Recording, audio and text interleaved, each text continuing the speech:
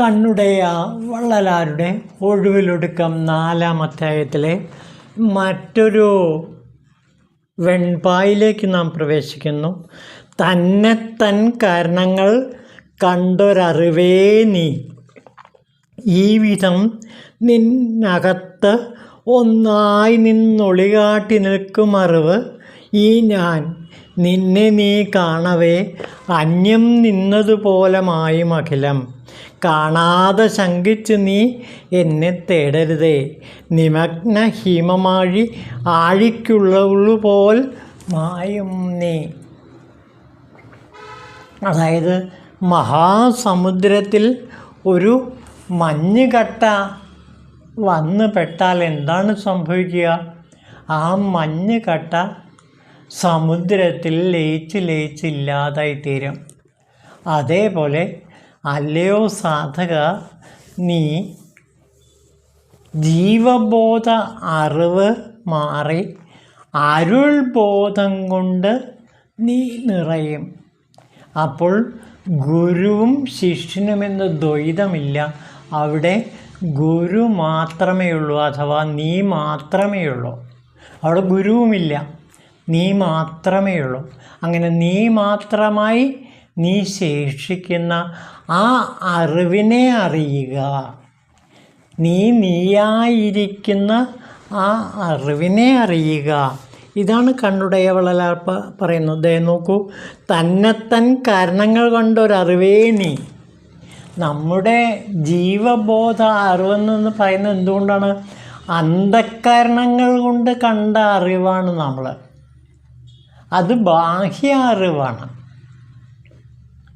ഈ ബാഹ്യ അറിവ് വ്യാവഹാരിക അറിവാണ്. കഴിഞ്ഞ പാടലിൽ പറഞ്ഞതുപോലെ 2 കണ്ണുകൾ കൊണ്ട് നാം ഈ പ്രപഞ്ചത്തെ കാണുന്നു. ആ കാണുന്ന കാഴ്ച ബാഹ്യ കാഴ്ചയാണ്. ഉണ്ട് എന്ന് തോന്നിക്കുന്ന ആ ബാഹ്യ കാഴ്ചയാണ്. പക്ഷേ ഈ കാഴ്ച യാഥാർത്ഥ്യമല്ല. ഈ കാഴ്ചയ്ക്കുള്ളിലെ പിന്നിൽ ഒരു ഉൾക്കാഴ്ചയുണ്ട്. ആ ഉൾക്കാഴ്ചയിലൂടെയാണ് നാം കാണേണ്ടത്. ആ അറിവാണ് അരുളറിവ്. അപ്പോൾ കഴിഞ്ഞ ക്ലാസ്സിൽ പറഞ്ഞതുപോലെ തന്നെ 2 തരത്തിലുള്ള അറിവുണ്ട്. അതായത് അന്ധഃകരണങ്ങൾ കൊണ്ടറിയുന്ന അറിവ്. ഈ അറിവ് ജീവബോധ അറിവാണ്, ജീവ അറിവാണ്. ഈ അറിവ് യാഥാർത്ഥ്യമല്ല. പിന്നെ എങ്ങനെയുള്ള അറിവാണ് യാഥാർത്ഥ്യം? നിന്നകത്തോട്ട് തിരിഞ്ഞ് നിന്നൊളികാട്ടി നിൽക്കും അറിവീ ഞാൻ. നിൻ്റെ ഉള്ളിലേക്ക് തിരിയുമ്പോൾ നീ കാണുന്ന അറിവുണ്ടല്ലോ, ആ അറിവ് ആരാണ്? ഞാനാണ്. ഞാനെന്ന് വെച്ചാൽ ഇവിടെ ഗുരുവാണ്. അപ്പോൾ നാം ഇവിടെ 2 പേരെ കാണുന്നു. ഒന്ന് ശിഷ്യൻ, മറ്റൊന്ന് ഗുരു. ശിഷ്യൻ്റെ കാഴ്ച എങ്ങനെയുള്ള കാഴ്ചയാണ്? ജീവബോധ അറിവാണ്. അതായത് ബാഹ്യ ദൃഷ്ടി കൊണ്ട് കാണുന്ന ബാഹ്യ കാഴ്ചകളാണ്. അത് ബാഹ്യ വ്യാവഹാരികമായ അറിവാണ്. ഈ അറിവ് ശിഷ്യൻ്റെ വ്യാവഹാരിക അറിവാണ്. അപ്പോഴാണ് ഗുരു വരുന്നത്. ഗുരു വന്നിട്ട് നിൻ്റെ ഉള്ളിലേക്ക് നോക്കാൻ പറയുകയാണ്. അപ്പോൾ ഗുരു കാണിച്ചു തരുന്ന ഉള്ളിലെ അറിവ് ഉള്ളറിവാണ്. ശിഷ്യൻ കാണുന്ന ബാഹ്യ അറിവാണെങ്കിൽ ഗുരു വന്നിട്ട് നീ നിൻ്റെ ഉള്ളിലേക്ക് നോക്കൂ, അപ്പോൾ എന്നെ കാണാമെന്ന് പറയുന്നു. ആ എന്നെ കാണുന്ന കാഴ്ച ഉള്ളറിവാണ്. അത് ഗുരുവരുളാണ്. ആ ഗുരുവരുളാകുന്ന അറിവും അരുളറിവാകുന്ന അറിവും അതേപോലെ തന്നെ ശിഷ്യൻ്റെ അറിവാകുന്ന ജീവബോധ അറിവും 2 ജീവബോധ അറിവ് അയഥാർത്ഥമാണ്. ഗുരു കാണിച്ചു തരുന്ന ഉൾക്കാഴ്ചയാണ് യഥാർത്ഥമായ ഉള്ളറിവ്. അപ്പോൾ എന്താണ് സംഭവിക്കുന്നത്? ഈ ഉള്ളറിവിൽ ശിഷ്യൻ്റെ ബാഹ്യക്കാഴ്ച ലയിച്ചു ചേരുന്നു, ഇല്ലാതായിത്തീരുന്നു. പിന്നെ ഉള്ളറിവ് മാത്രമേ ഉള്ളൂ. ആ ഉള്ളറിവ് ഞാനായിരിക്കുന്ന അവസ്ഥയാണ്. അപ്പോൾ എന്ത് സംഭവിക്കുന്നു? ഗുരുവും അപ്രത്യക്ഷനായിത്തീരുന്നു എന്നാണ് പറയുന്നത്. അത് നോക്കൂ, അന്യം നിന്നതുപോലെ മായും അഖിലം. അതോടെ എല്ലാ മായാ കാഴ്ചകളും, എല്ലാ യഥാർത്ഥ കാഴ്ചകളും, എല്ലാ ജീവബോധ കാഴ്ചകളും മായും, അഖിലവും മായും. അപ്പോഴെന്താണ് സംഭവിക്കുന്നത്? കാണാതെ ശങ്കിച്ച് നീ എന്നെ തേടരുതേ എന്നാണ് ഗുരു പറയുന്നത്. ആ സമയം ഞാനും മറഞ്ഞു പോകും, ഗുരുവും മറഞ്ഞു പോകും എന്നാണ് പറയുന്നത്.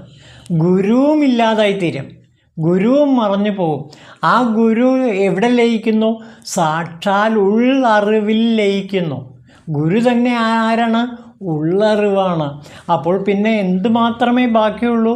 ഉള്ളറിവ് മാത്രമേ ഉള്ളൂ. അപ്പോൾ ഈ ഉള്ളറിവ് അഥവാ അരുളറിവ് നിറഞ്ഞ് ലസിക്കുമ്പോൾ ബാഹ്യ അറിവും അതേപോലെ അത് ചൂണ്ടിക്കാണിച്ച ഗുരുവും എല്ലാം ഇല്ലാതാകുന്നു. പിന്നെ ഞാൻ മാത്രമായി ശേഷിക്കുന്നു. ഞാനാകുന്ന അറിവ് മാത്രമായി, ഞാനാകുന്ന ഉള്ളറിവ് മാത്രമായി ശേഷിക്കുന്നു. അപ്പോഴെന്താണ് സംഭവിക്കുന്നത്?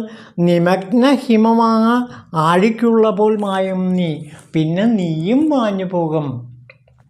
പിന്നെ എന്ത് മാത്രമായിട്ട് ശേഷിക്കും? അറിവായിട്ട് മാത്രം ശേഷിക്കും. നീ എങ്ങനെയുള്ളതാണ്? മഞ്ഞു തുള്ളിയാണ്, അല്ലെങ്കിൽ ആ ഹിമകണമാണ്. ആ ഹിമകണം എവിടെ?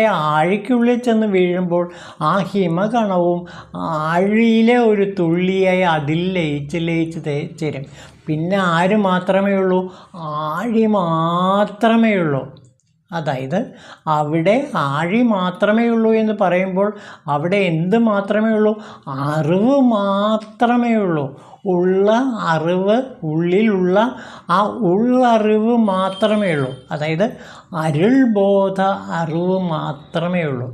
ഈ അരുൾബോധം നിറഞ്ഞ് കവിയുമ്പോൾ ബാഹ്യ അറിവ് അജ്ഞാനം മാത്രമായിരുന്നു എന്നും ഈ അറിവാണ് യഥാർത്ഥ അറിവ് എന്നും അത് എക്കാലമുള്ളതാണെന്നും അത് ഞാൻ തന്നെയാണ് എന്നും സാധകന് ഉത്തമമായി ബോധ്യപ്പെടും. ഈ ബോധ്യപ്പെടുന്ന അവസ്ഥയാണ് സത്യത്തിൽ സാക്ഷാത്കാരം. അപ്പോൾ സാക്ഷാത്കാരം എന്ന് പറയുന്നത് ഞാനായിരിക്കുന്ന അറിവ് മാത്രമാണെന്ന് തിരിച്ചറിയുന്ന ആ നിമിഷമാണ് സാക്ഷാത്കാരം ലഭിക്കുക. മറ്റെല്ലാ അറിവുകളും ഗുരു പോലും ഇല്ലാതായിത്തീരുന്നു. അപ്പോൾ സാധകൻ്റെ തീവ്രപക്വൻ്റെ ഒരവസ്ഥയിൽ, സാധനാവേളയിൽ ഗുരുവും അപ്രത്യക്ഷനായിത്തീരുന്നു. ഗുരുവും അയാൾ ഉള്ളറിവിൽ ലയിച്ച് ഉള്ളറിവായിത്തീരുന്നു. അങ്ങനെ ഗുരുവും അപ്രത്യക്ഷനായിത്തീരുന്നു. ഗുരു അപ്രത്യക്ഷനായിത്തീരുകയല്ല, ഗുരുവും ഉള്ളറിവ് തന്നെയായി മാറുന്നു. പിന്നെ ഏകമാണ്. അവിടെ പിന്നെ ദ്വൈതമില്ല. ഗുരു ശിഷ്യൻ എന്ന ഭേദമേ ഇല്ല. അവിടെ ആര് മാത്രമേ ഉള്ളൂ? ഒരാൾ മാത്രമേ ഉള്ളൂ, ഞാൻ മാത്രം. ഈ പരമമായ സത്യത്തെയാണ് ഇവിടെ കണ്ണുടയവളാൽ നമുക്ക് വിവരിച്ച് തരുന്നത്. അപ്പോൾ ഇവിടെ ശരിക്കും അറിവാണ് പ്രധാനപ്പെട്ട അറിവ്. അങ്ങനെ വരുമ്പോൾ സാധകൻ ആരായി മാറുന്നു? സാക്ഷിയായി മാറുന്നു. സാധകൻ കേവലം ഒരു സാക്ഷിയായി കാണുന്നു. സാക്ഷിയായി എല്ലാത്തിനെയും വീക്ഷിക്കാനും കഴിയുന്നു. അപ്പോൾ ഈ ബാഹ്യ അറിവുകളെല്ലാം തന്നെ കേവലം മാറി നിന്നിട്ട് ഒരു സാക്ഷിയെപ്പോലെ വീക്ഷിക്കാൻ കഴിയുന്നു. അപ്പോൾ എന്താണ് കാണുന്നത്? ചിത്സഭയിലെ നടരാജനൃത്തം, ചിദംബരത്തെ നടരാജനൃത്തം. ചിദംബരം എന്ന് പറയുന്നതാണ് ചിത്താകുന്ന ആകാശം. അതായത് നമ്മുടെ ശിരസാകുന്ന ചിത്താകുന്ന ആകാശം. ആ ചിത്താകുന്ന ആകാശത്തിൽ ശിവൻ്റെ മഹാനൃത്തം നാം കാണുന്നു. സൃഷ്ടിസ്ഥിതി സംഹാരങ്ങളെല്ലാം ഒരു സാക്ഷീഭാവത്തിൽ സാധകന് കാണാൻ കഴിയുന്നു. അങ്ങനെ സാക്ഷീഭാവത്തിൽ കാണുമ്പോൾ നിർമ്മമതയോടെ എല്ലാത്തിനെയും വീക്ഷിക്കാനും കഴിയുന്നു. അവിടെ പിന്നെ ദുഃഖങ്ങളേ ഇല്ല. ദുഃഖവുമില്ല, സന്തോഷവുമില്ല, ഒരു പരമശാന്തി മാത്രം. ഈ അവസ്ഥയാണ് സാധകന് അവസാനം ലഭിക്കുന്ന സാക്ഷാത്കാരാവസ്ഥ. ഇതിനെയാണ് ശിവസൂത്രത്തിൽ വസുഗുപ്തൻ ഒരു സൂത്രത്തിൽ വിവരിക്കുന്നത്. നർത്തക ആത്മാ. വസുഗുപ്തൻ്റെ ഏറ്റവും പ്രധാനപ്പെട്ട ഒരു കൃതിയാണ് ശിവസൂത്രം. അതായത് ശൈവ സിദ്ധാന്തത്തിലെ അത്യുന്നതമായൊരു കൃതിയാണ് വസുഗുപ്തൻ്റെ ശിവസൂത്രം. 77 സൂക്തങ്ങളുണ്ട്. ഈ 77 സൂക്തങ്ങളും സത്യത്തിൽ ഏത് തന്നെയാണ്?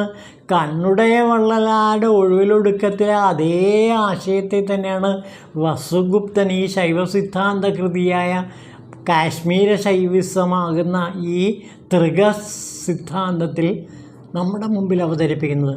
അതിലെ ഏറ്റവും പ്രധാനപ്പെട്ട ഒരു മന്ത്രം, ഒരു സൂത്രം എന്ന് പറയുന്നത് നർത്തക ആത്മാ. ആത്മാവ് ഒരു നർത്തകനാണെന്നാണ് പറയുക. ആത്മാവ് ഒരു നർത്തകനാണ്. അതേപോലെ നമ്മുടെ ചിതാകാശം എന്ന് പറയുന്നത് ഹൃദയമാണ്, ഹൃദയാകാശമാണ്. ആ ഹൃദയാകാശം എന്താണ്? സത്യത്തിലൊരു സ്റ്റേജാണ് എന്നാണ് ഇവിടെ വസുഗുപ്തൻ പറയുന്നത്. ആ സ്റ്റേജിലാണ് ശിവൻ തൻ്റെ നൃത്തം ആരംഭിക്കുന്നത്. അപ്പോൾ സൃഷ്ടിസ്ഥിതി സംഹാരങ്ങളെല്ലാം ആ സ്റ്റേജിൽ അടപ്പെടുന്നു. അതിനെ ഒരു സാക്ഷി ഭാവത്തിൽ സാധകൻ നോക്കിക്കാണുകയും ചെയ്യുന്നു. ഇതാണ് കണ്ണുടയ വള്ളലാരും വസുഗുപ്തനും എല്ലാ ആചാര്യന്മാരും നമ്മളോട് വീണ്ടും വീണ്ടും പറയുന്നത്. ഇത് കൂടുതൽ അറിയണമെങ്കിൽ നാം ഇവിടെ പ്രധാനമായിട്ടും ഒരു കാവ്യത്തിലേക്ക് എത്തിച്ചേരുന്നുണ്ട്. തിരുവാചകം പലപാട് പറഞ്ഞതാണ്. മാണിക്യവാചകർ തിരുവാചകത്തിലെ ഈ താണ്ഡവ നൃത്തത്തെ, ഈ ശിവതാണ്ഡവത്തെ അദ്ദേഹം ആവിഷ്കരിക്കുന്നുണ്ട്. അതായത് ചിത്സഭയിൽ നടക്കുന്ന, ചിദംബരത്തിലെ ചിത്സഭയിൽ നടക്കുന്ന ഈ ചിദംബരത്തിൽ നടക്കുന്ന ഈ നൃത്ത ദർശനത്തെ അദ്ദേഹം കൺകുളിർക്കെ കണ്ടിട്ട് ആവിഷ്കരിക്കുന്ന ഒരു ഭാഗം തിരുവാചകത്തിലുണ്ട്. അതിൻ്റെ തലക്കെട്ട് നൃത്തദർശനം. ശിവൻ്റെ ഈ നർത്തകൻ്റെ ഈ നൃത്തവിശേഷത്തെ കാണുന്നതാണ്. ഞാനതിലെ കുറച്ച് ഭാഗങ്ങൾ വായിക്കാം. ഇന്ദ്രിയം 5നും കീഴ്പ്പെട്ട് ചിത്തംബരത്തിൽ ചെന്നലഞ്ഞ് അന്തമില്ലാ നരകത്തിലെ ആഴുമെൻ്റെ ചിന്തയെ തെളിച്ച് ആത്മബോധത്തെ തന്ന് എന്നെ അനുഗ്രഹിച്ച ശിവഭഗവാനെ ഞാൻ അങ്ങയുടെ ചിൽസഭാ നൃത്തം കണ്ട് രസിക്കുന്നു. ഇതാണ് ഒരു ശ്ലോകം. പിന്നെ ഇതാ നോക്കൂ. സ്വസ്വരൂപത്തെ തെല്ലും കാണാതിരുന്ന കാലത്ത് ഔത്സുക്യത്തോടെ എൻ്റെ ബോധത്തിൽ പ്രവേശിച്ച ആശീർവദിച്ചവനെ, നിൻ മംഗളസ്വരൂപത്തെ ആശിച്ച പോലെ കണ്ടേൻ ഈ ചിൽസഭാവേദിയിൽ. അപ്പോൾ ഈ ചിൽസഭാവേദിയിൽ ഞാൻ അങ്ങയുടെ സ്വരൂപത്തെ കാണുന്നു. എങ്ങനെ? ഒരു കാലത്ത് ഞാൻ ഈ സ്വരൂപത്തെ കണ്ടിരുന്നില്ല, പക്ഷേ ഇന്ന് ഞാൻ കണ്ടു. അതെൻ്റെ ബോധത്തിൽ പ്രവേശിച്ചു. അപ്പോൾ എനിക്ക് അരുൾ ലഭിച്ചു. അങ്ങനെ നിൻ്റെ മംഗളസ്വരൂപത്തെ ഞാൻ ആശിച്ച പോലെ ഈ ചിൽസഭയിൽ കാണുന്നു. അല്പജ്ഞനായി പീഡനായി നിന്നൊരു ഞാൻ സർവജ്ഞനായിത്തീർന്നു. അതോടെ ഞാൻ സർവജ്ഞനായിത്തീർന്നു. ഇതേവരെ ഞാൻ അജ്ഞാനിയായിരുന്നു. ഇപ്പോഴിതാ ഞാൻ സർവജ്ഞനായി ജ്ഞാനിയായി മാറി കഴിഞ്ഞിരുന്നു.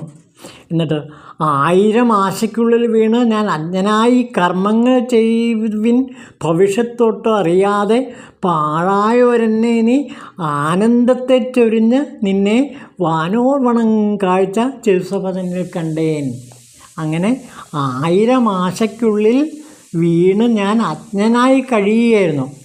അങ്ങനെ കർമ്മങ്ങൾ ചെയ്ത് ഓരോരോ ദുഃഖങ്ങളിൽപ്പെട്ട് കഴിയുമ്പോൾ പാഴായൊരെൻ്റെ ജീവിതത്തെ ആനന്ദസാഗരത്തിൽ നിൻ്റെ ഈ ചിത്സഭാ നൃത്തം കൊണ്ടെത്തിച്ചു എന്നാണ് പറയുന്നത്.